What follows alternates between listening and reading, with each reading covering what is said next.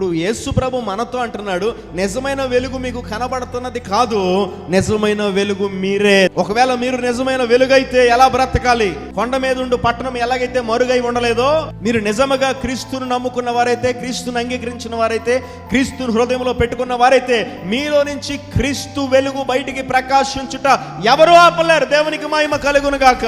మనల్ని చూసినప్పుడు, మన మాట విన్నప్పుడు, మన ప్రేమను చూసినప్పుడు, మన ప్రవర్తన చూసినప్పుడు చెప్పకనే వీడు యేసు క్రీస్తును నమ్ముకున్న వాడని లోకము గుర్తించినంత వెలుగు నీ ముఖములో నుంచి, నీ మాటలో నుంచి బయటికి వెదజల్లాలి.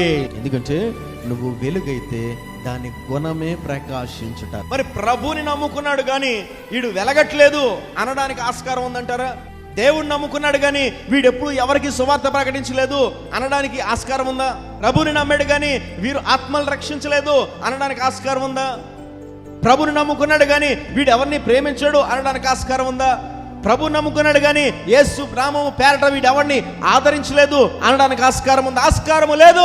నువ్వు నిజముగా వెలిగితే ఆ ప్రకాశమానమైన వెలుగు నీలో నుంచి బయటికి వస్తూనే ఉంటుంది. దేవునికి స్తోత్రం.